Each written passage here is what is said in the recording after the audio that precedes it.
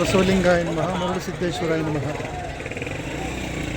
ಸಾವಿರಾರು ವರ್ಷಗಳ ಇತಿಹಾಸದಲ್ಲಿ 12ನೇ ಶತಮಾನದಿಂದ ಈಚೆಗೆ ದಾಸೋಹವನ್ನು ಈ ಪ್ರಪಂಚಕ್ಕೆ ಕೊಟ್ಟವರು ವೀರಶೈವಲಿಂಗ ಸಮಾಜ. ಇವತ್ತು ಎಲ್ಲ ಕಡೆಯೂ ದಾಸೋಹ ನಡೀತಾ ಇದೆ.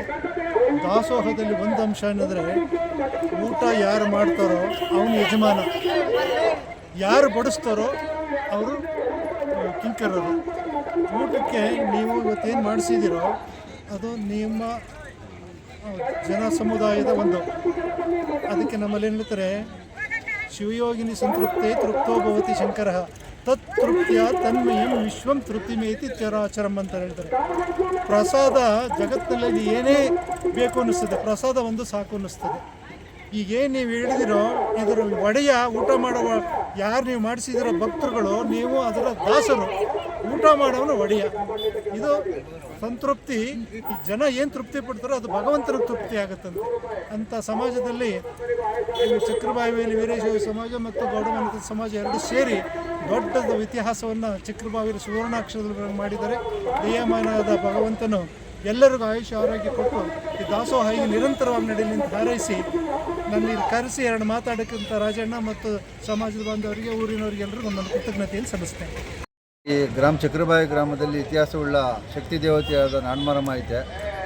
ಅವ್ರಿಗೆ ಆ ತಾಯಿಗೆ ಎಲ್ಲೆಲ್ಲ ಅವರೇ ಭಕ್ತರು ಹೇಳೋಕ್ಕಾಗಲ್ಲ. ಅದು ತುಂಬ ಊರಿಂದ ಬಂದಿದ್ದಾರೆ.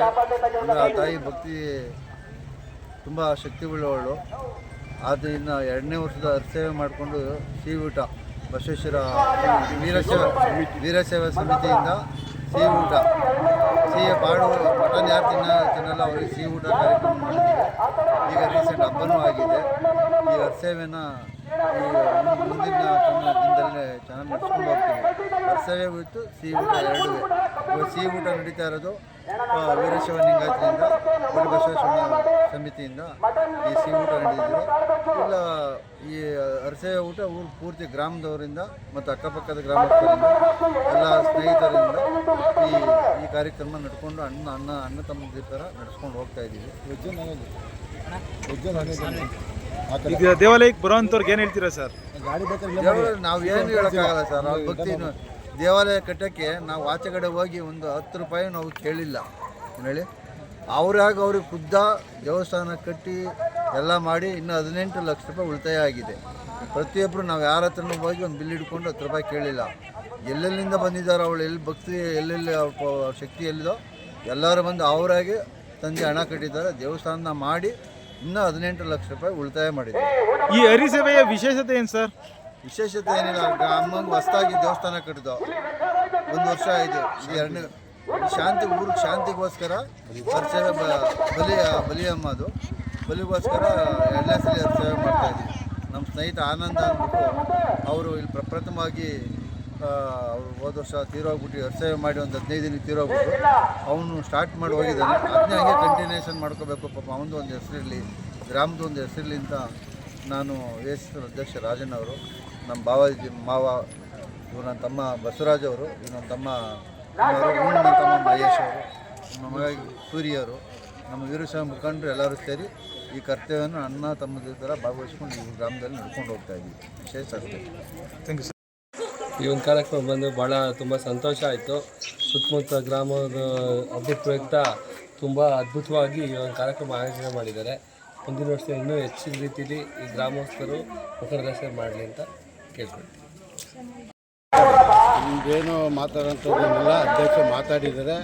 ನಾವು ಹೆಂಗೆ ಇದು ಎಲ್ಲಿವರೆಗೂ ಸೇವೆ ತಾಯಿದು ಶಕ್ತಿಯಿಂದ ನಡ್ಕೊಂಡೋಗ್ತಿರ್ತದೋ ಅಲ್ಲಿವರೆಗೂ ನಾವು ವೀರಶೈವ ಸಂಘದಿಂದ ನಮ್ಮ ಎಲ್ಲ ಇಟ್ಟಿಂದ ನಾವು ಕೊಡಿ ವಿಶೇಷ ಸಮಿತಿಲಿ ನಾವು ಆದಷ್ಟು ನಮ್ಮ ಕೈಲಾದಷ್ಟು ನಾವು ಮಾಡ್ಕೊಳ್ತಾ ಇರ್ತೀವಿ. ಅಕ್ಕಪಕ್ಕದವರು ಕೂಡ ನಮ್ಮ ಸಹಾಯ ಮಾಡ್ತಾಯಿರ್ತಾರೆ. ಮುಂದಕ್ಕೂ ಇನ್ನೂ ಅದುರಿಯಾಗಿ ಹೋಗ್ತಾ ಇರ್ತೀವಿ. ಯಾವುದೇ ಹಬ್ಬ ಬಂದು ಇನ್ನೂ ಬಂದು ಎಲ್ಲ ನಮ್ಮ ಯುವಕರು ಬಿಟ್ಟಿದ್ವಿ. ನಮ್ಮ ಸೂರ್ಯ ಅಂದ್ಬಿಟ್ಟು, ನಮ್ಮ ಮಣ್ಣು ಅಂದ್ಬಿಟ್ಟು, ನಮ್ಮ ಮಹೇಶ್ ಅಂದ್ಬಿಟ್ಟು, ನಮ್ಮ ಕಿರಣ ಅಂದ್ಬಿಟ್ಟು, ಚಂದನ ಅಂದ್ಬಿಟ್ಟು, ನಮ್ಮ ಇನ್ನೊಬ್ಬ ಶಿವಣ್ಣ ಅಂದ್ಬಿಟ್ಟು ಎಲ್ಲರಿಗೂ ಯುವಕರಿಗೆಲ್ಲ ಬಿಟ್ಬಿಟ್ಟಿದ್ದೀವಿ. ಅವ್ರ ಮುಂದೆ ನಾವು ಇರ್ತೀವಿ, ನಾವು ಹೇಳ್ದಂಗೆ ಅವರು ಮಾಡ್ಕೊಂಡು ಇರ್ತಾರೆ. ಎಲ್ಲ ನಾವು ಹುಡುಗರು ಮುಂದೆ ಇದ್ದರೆ ನಾವು ಹಿಂದೆ ಇರ್ತೀವಿ. ನಾವೇನಿಟ್ಟು ಕೆಲಸ ಅವ್ರು ಮಾಡ್ಕೊಂಡು ಇರ್ತಾರೆ. ಅವ್ರು ಹೇಳಿದ್ರೆ ನಾವು ಕೇಳ್ಕೊಂಡಿರ್ತೀವಿ. ನಮ್ಮ ವೀರಶೈವದಲ್ಲಿ ನಾವು ಒಗ್ಗಟ್ಟಾಗಿ ನಿಂತರೆ ತಾಯಿ ಆಶೀರ್ವಾದ ಇರೋ ತಕ್ಕ ಊರಿಗೆ ಗ್ರಾಮ ದೇವತೆ ಇಡೀ ದೇಶನೇ ಕಾಯ್ತಾರೆ. ನಮ್ಮ ಗ್ರಾಮ ಕಾಯ್ತಾರೆ. ಅವರು ಇದ್ದಿರೋವರೆಗೂ ನಮ್ಮ ಕೋಡಿ ಬಸವಣ್ಣ, ನಮ್ಮ ಹಣೆಯವರಮ್ಮ, ಹುಲಿರಮ್ಮ, ಗೋಪಾಲಸ್ವಾಮಿ, ಮರುಸಿದ್ದೇಶ್ವರ, ಬಟ್ಟೆಸಿದ್ದಪ್ಪ ಅವರೆಲ್ಲ ಆಶೀರ್ವಾದ ಇರೋ ತನಕ ಎಲ್ಲಿನ ತನಕ ನಡೀತದೋ ಅಲ್ಲಿನ ತನಕ ನಾವು ಇರೋ ತನಕ ನಮ್ಮ ಕೈಲಾದಷ್ಟು ನಾವು ಮಾಡ್ತಿರ್ತೀವಿ. ನಮ್ಮ ಕಬ್ಬಿಗೆ ಇರ್ತಾರೆ ಎಲ್ಲ ಅವ್ರಿಗೆ ಬಿಟ್ಕೊಟ್ಟಿದ್ದೀವಿ. ಅವ್ರು ಹೆಂಗೆ ಹೇಳ್ತಾರೆ ಅದ್ರ ಪ್ರಕಾರ ಹೋಯ್ತೀವಿ. ನಾವು ಅಷ್ಟು ಹೇಳ್ಬೋದು. ನಮ್ಮ ಊರಿನ ಗ್ರಾಮದೇವತೆಗಳೆಲ್ಲ ನಮ್ಮ ಶಕ್ತಿ ಎಲ್ಲಿನ ತನಕ ಕೊಡ್ತದೋ ಅಲ್ಲಿವರೆಗೂ ನಾವು ನಡೆಸ್ಕೊಂಡು ಹೋಯ್ತಾ ಇರ್ತೀವಿ. ಅದಂತೂ ನಾವು ಸದಾ ಸಿದ್ಧವಾಗಿದ್ದೀವಿ.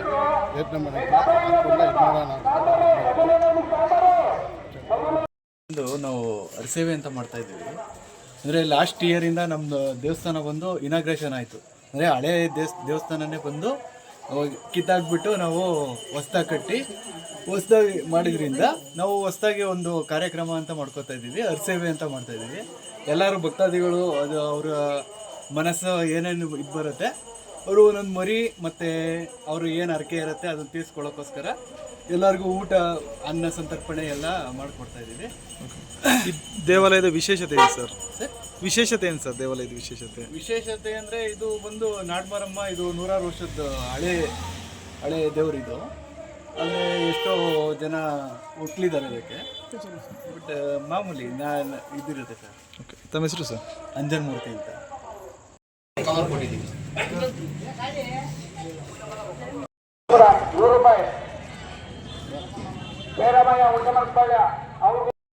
ಈಗ ನೀವು ಎಲ್ಲಿಂದ ಹೇಳೋ ಅಲ್ಲಿ ಗೊತ್ತೀನಿ.